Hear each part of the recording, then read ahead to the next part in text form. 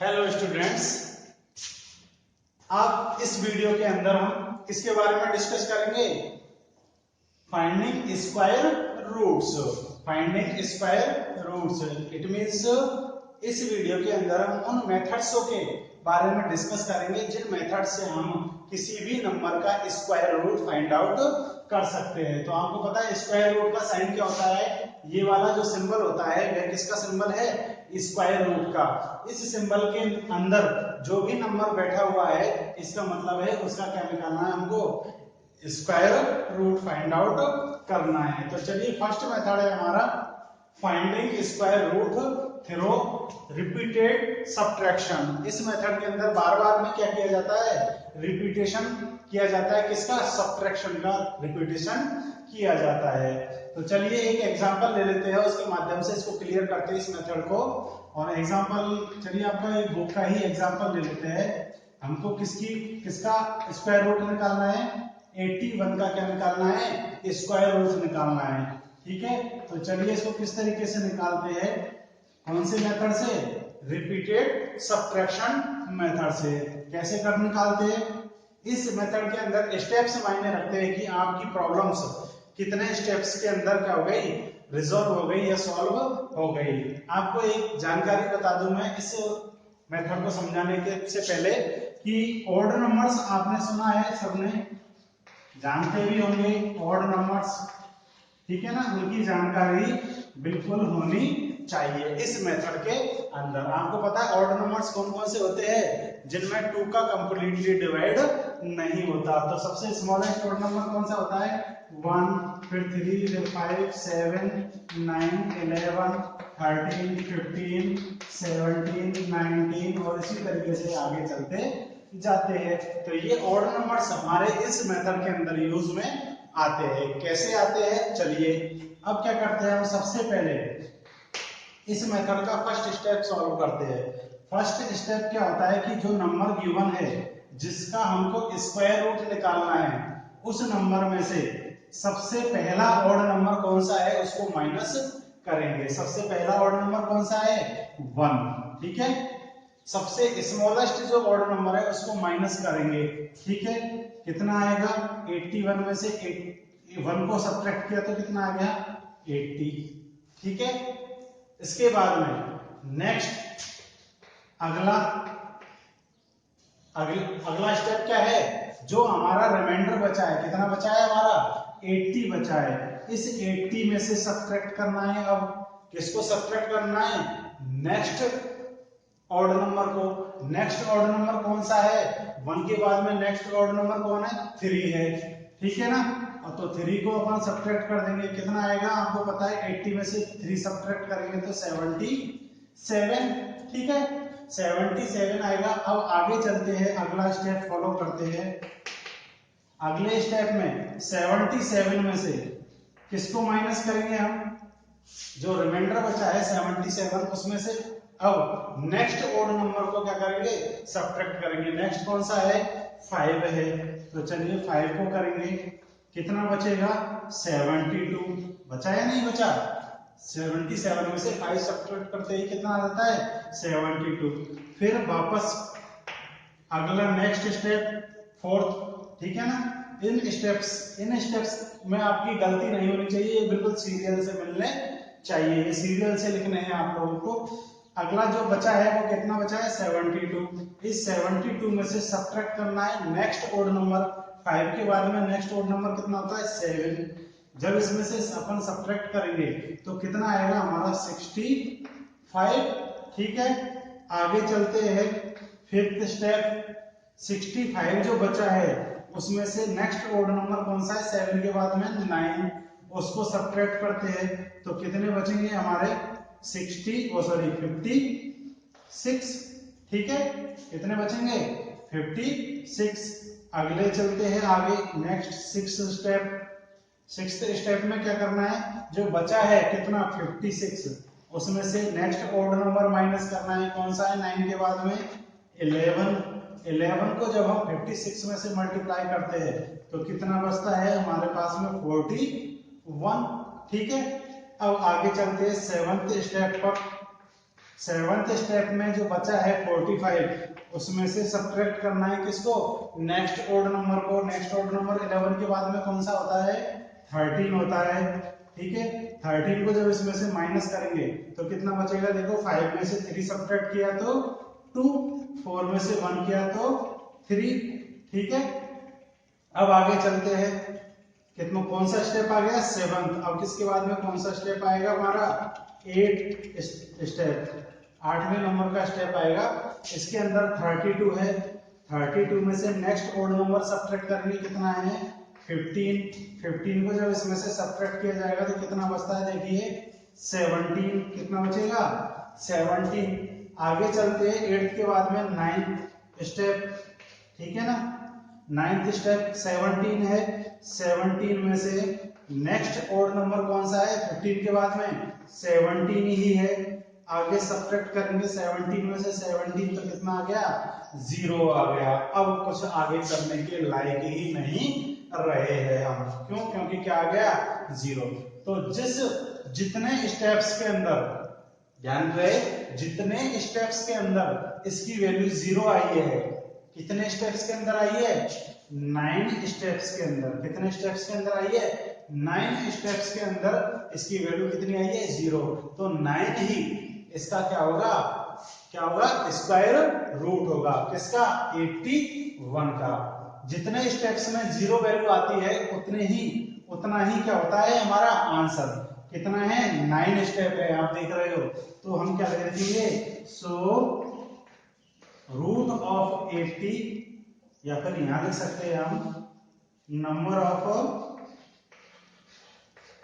Total steps. ठीक है ना, कितने हैं, 9। ठीक है ना, तो क्या लिखेंगे, सो रूट ऑफ 81 का जो स्क्वायर रूट है उसकी वैल्यू कितनी आ जाएगी, 9 ही आएगी। कितनी आएगी, 9 ही आएगी। और वैसे भी स्टूडेंट्स आपको पता है, आपको, चलिए उसको बाद में डिस्कस करेंगे। अब चलते हैं हम इसके नेक्स्ट मेथड की ओर। कौन से मेथड की ओर, नेक्स्ट मेथड की ओर। तो आप एक बार इसका स्क्रीनशॉट ले सकते हैं। ये मेथड आपको क्लियर हो गया होगा कि किस तरीके से इस मेथड को यूज में लेते हैं। कुछ भी नहीं करना होता, को नंबर लेते हैं और उसके अंदर से बारी बारी से किनको सब्ट्रैक्ट करते जाते हैं, ओड नंबर्स को। जो आता है उसमें से नेक्स्ट ओड नंबर को सब्ट्रैक्ट कर देते हैं, जो आता है उसमें से नेक्स्ट ओड नंबर को सब्ट्रैक्ट करते जाते हैं। इसीलिए इसका नाम क्या रखा है, रिपीटेड सब्ट्रैक्शन। तो आगे चलते हैं, आप लोग इसका स्क्रीनशॉट ले लीजिए। चलिए, आप लोगों ने स्क्रीनशॉट ले लिया होगा, तो आगे चलते हैं। हमारा सेकंड मेथड है। सेकंड मेथड कौन सा है, finding square root through prime factorisation.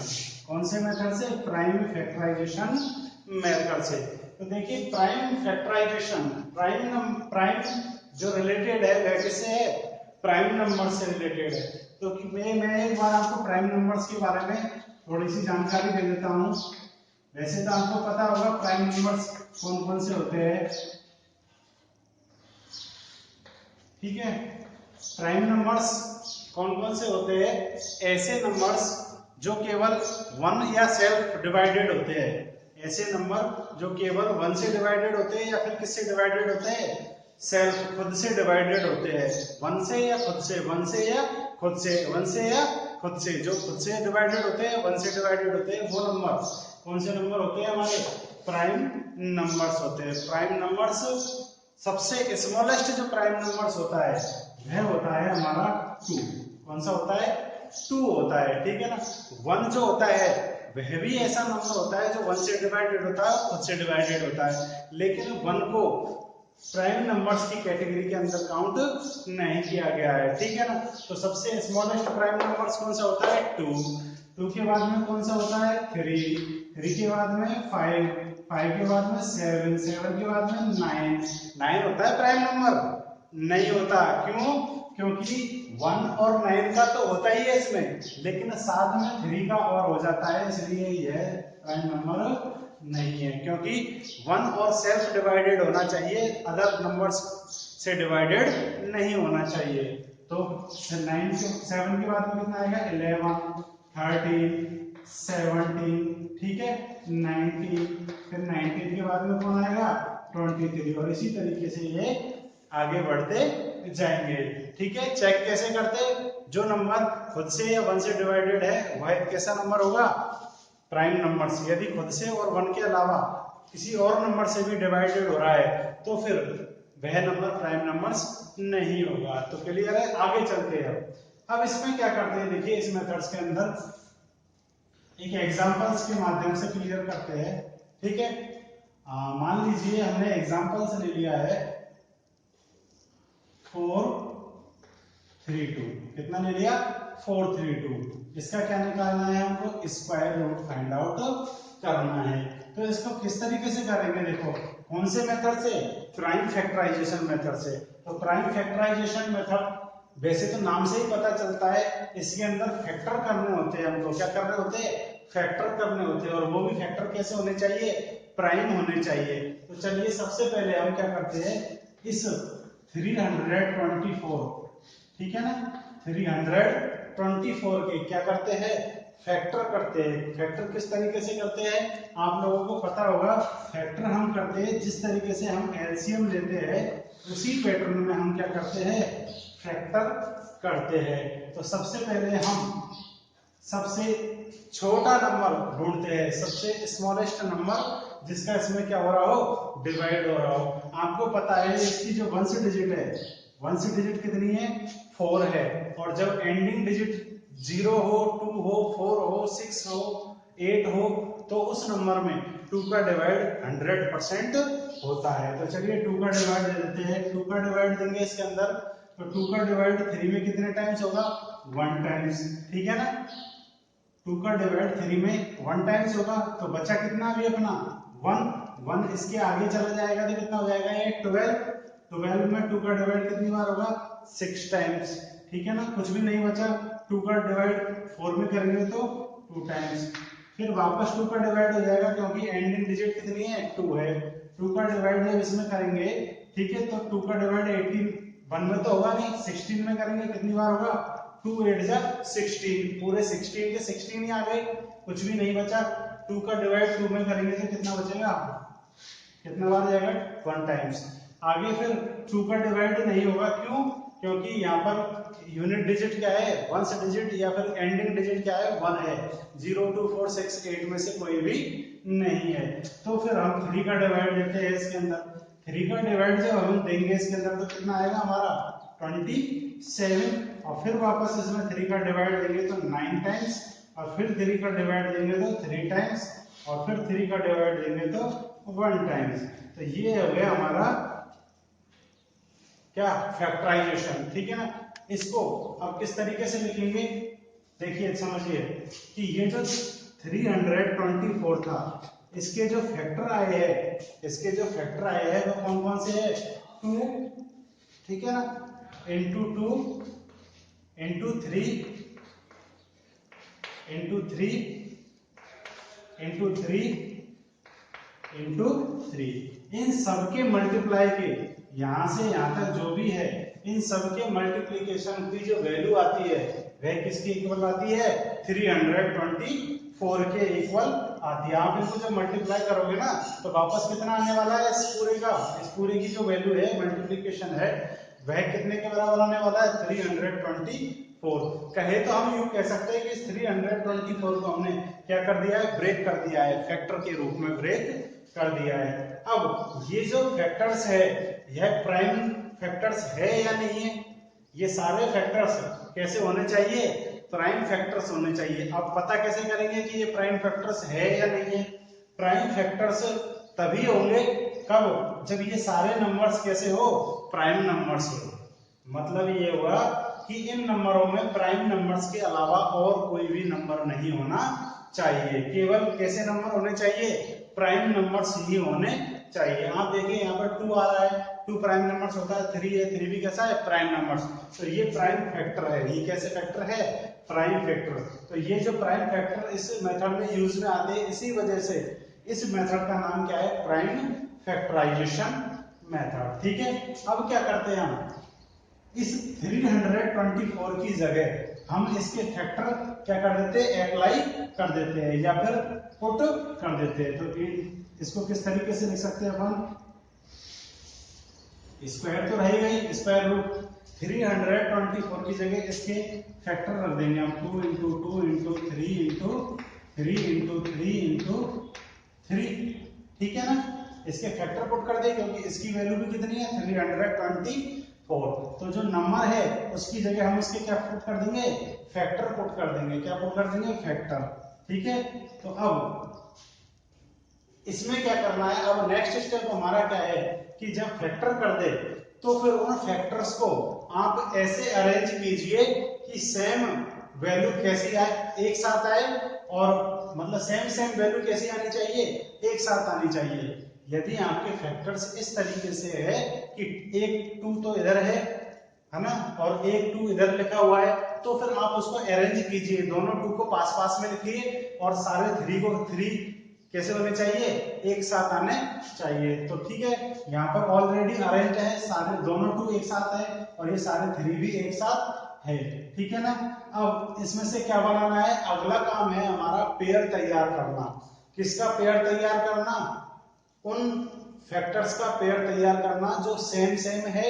Pair means कितने का पेयर, 2 का पेयर, दो के पेयर तैयार करेंगे हम। देखिए 2 का एक पेयर तो ये तैयार हो गया, ठीक है ना, और इस 3 का पेयर यह तैयार हो गया इसके साथ में, इस वाले 3 का इस वाले के साथ में तैयार हो गया। अब क्या करना है, इन पेयरों में से, इन पेयर्स में से इन वैल्यूज को बाहर निकालना है। इन पेयर्स में से इन वैल्यूज को क्या करना है, बाहर निकालना है, इन नंबरों को बाहर निकालना है। तो जैसे ही हम बाहर निकालते हैं, इस 2 के पेयर में से, 2 का पेयर है 2 को बाहर निकाल लेंगे, ठीक है ना। 2 के पेयर, 2 का पेयर है 2 को बाहर निकाल लिया। अब ये पेयर क्या हो गया, खत्म हो गया, फिनिश हो गया, इस पेयर का काम फिनिश। इस पेयर में से कौन आएगा, 3 आएगा, क्योंकि ये किसका पेयर है, 3। अब बाहर जो नंबर लिखे जाते हैं उनको किस में लिखते हैं हम, मल्टीप्लाई के फॉर्म में लिखते हैं। तो 3 के पेयर में से 3 आ गया, ठीक है, इसका भी काम खत्म, इससे हमको कोई मतलब नहीं है। अब इस पेयर पे आ जाइए, इसमें से कौन आएगा, 3 आएगा, क्योंकि ये किसका पेयर है, 3 का पेयर है, ठीक है।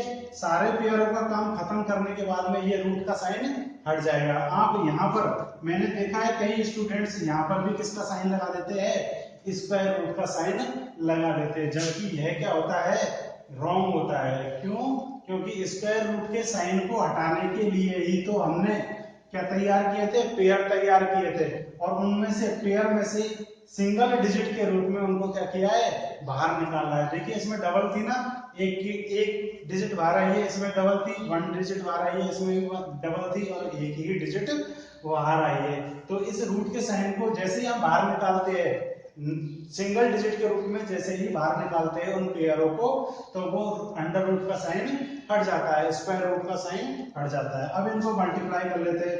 आपको पता है इनका मल्टीप्लिकेशन कितना होगा, 2 इंटू 3 कितना हो जाएगा, 6, 2 इंटू 3 6, और अब 6 को किससे करेंगे हम मल्टीप्लाई, 3 से, तो 6 इंटू 3 कितना हो गया, 18। तो कितना जाएगा इसका स्क्वायर रूट, सो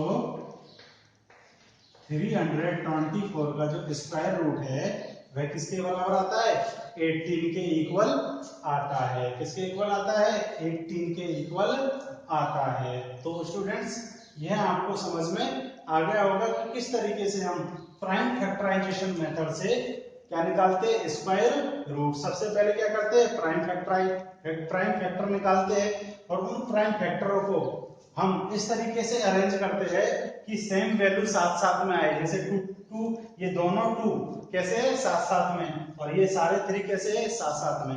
यदि इधर उधर हो रहे हैं तो उनको वहां से उठा के इधर ले आइए।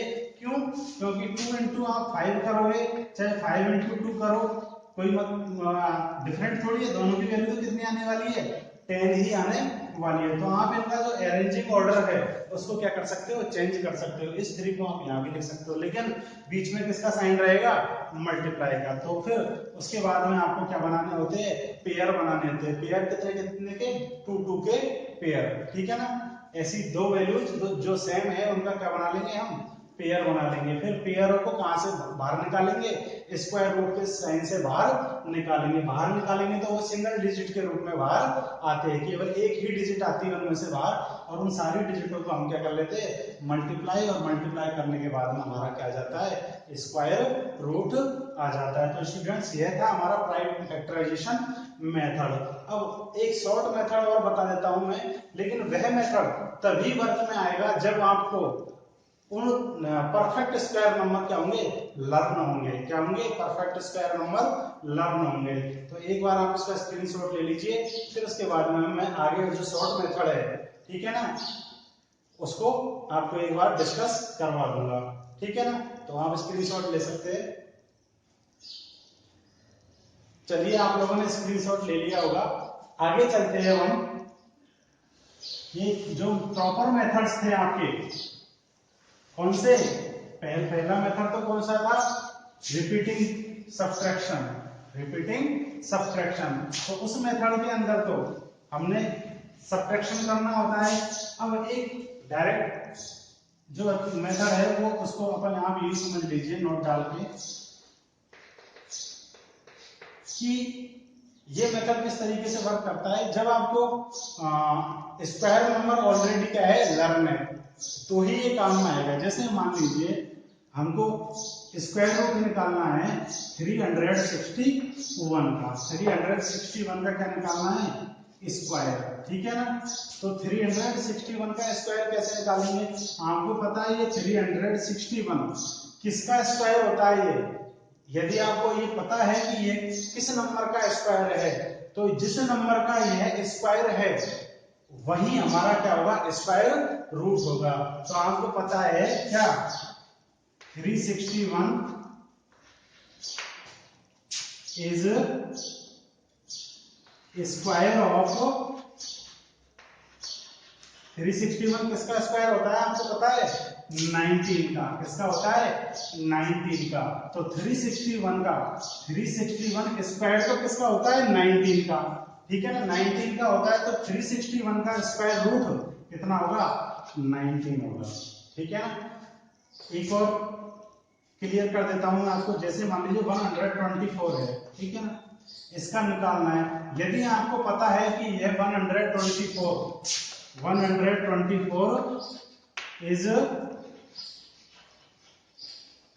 स्क्वायर ऑफ कितने का स्क्वायर होता है ये 32 का। यदि आपको पता है कि ये 32 का स्क्वायर है तो इसका जो स्क्वायर रूट होगा वह कितना हो जाएगा, सीधा ही 32 हो जाएगा, ठीक है ना। इसी तरीके से मान ली और ले लेते हैं एग्जांपल्स। ये मान लीजिए 289 है, 289 किसका स्क्वायर होता है 17 का। तो इसका स्क्वायर रूट कितना हो जाएगा 17। 4 अंडर रूट 4 है, 4 किसका स्क्वायर है 2 का, तो इसका स्क्वायर रूट कितना हो जाएगा 2 हो जाएगा। तो इसी तरीके से हम लिख सकते हैं 289 इज स्क्वायर ऑफ कितने का है 17 का, और यह किसका है 4 इज स्क्वायर ऑफ 2। तो इस 4 का स्क्वायर रूट कितना जाएगा 2। तो स्टूडेंट्स चैप्टर सॉरी एक्सरसाइज 6.3 का यही इंट्रोडक्शन था जो कंप्लीट हो चुका है। एक विशेष बात और मैं आपको चलते चलते बता देता हूं कि जो परफेक्ट स्क्वायर नंबर होता है वह, चलिए इसके अंदर लिखवा ही देते हैं, आप लोग इसका स्क्रीनशॉट ले सकते हैं, ठीक है। आगे चलते हैं, एक छोटी सी जानकारी है वह भी दे देते हैं ताकि आपको एक्सरसाइज के अंदर कोई प्रॉब्लम ना हो। तो देखिए जैसे है परफेक्ट स्क्वायर के बारे में हम एक थोड़ा सा बता देते हैं।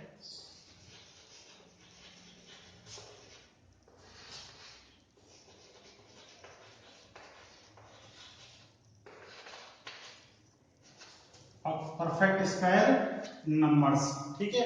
मैं पिछले वीडियोस में भी बता चुका हूं कि परफेक्ट स्क्वायर नंबर कैसे होते हैं। तो परफेक्ट स्क्वायर नंबर के प्राइम फैक्टराइजेशन के बारे में डिस्कस करना चाहता हूं मैं, ठीक है ना। यहाँ पर लिख देते हैं, यहाँ लिख देते हैं, चलो prime factorisation of perfect square number, prime factorisation of perfect square number. Perfect square numbers का जो प्राइम फैक्टराइजेशन होता है वह कैसा होता है उसके बारे में डिस्कस करते हैं। आपको बता दूं मैं, जैसे ये मान लीजिए 4 होता है, ठीक है ना, परफेक्ट स्क्वायर नंबर है इसका, क्यों? क्योंकि 4 परफेक्ट स्क्वायर नंबर है, किसका स्क्वायर है? 2 का। 4 के जब हम प्राइम फैक्टराइजेशन करते हैं तो 2 into 2 आता है, ठीक है ना। यदि मान लीजिए हम करते हैं 64 के करते हैं, किसके करते हैं? 64 के प्राइम फैक्टराइजेशन करते हैं तो कितना आता है हमारा? 2 into 2 into 2 into 2 into 2, ठीक है। 2 into 2 4, 4 into 2 8, 8 into 2 16, 16 into 2 32, 32 into 2 64। अब हम ये देख रहे हैं, ये जो परफेक्ट स्क्वायर नंबर है, आप कोई भी एग्जांपल उठा लीजिए, उसके अंदर जो वैल्यूज होती है, जो फैक्टर्स होते हैं, वो किसमें होते हैं?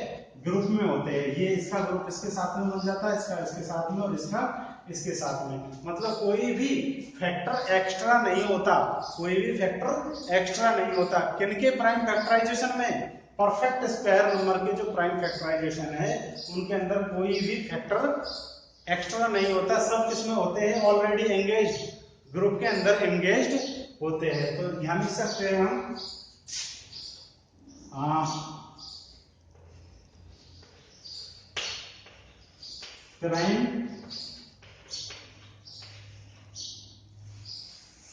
Prime factors of perfect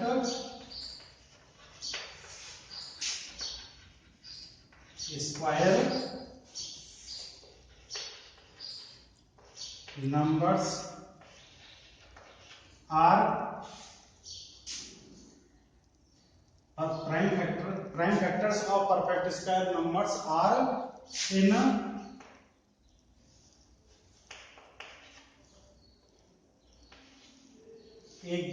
in group of 2। कितने के ग्रुप में होते हैं?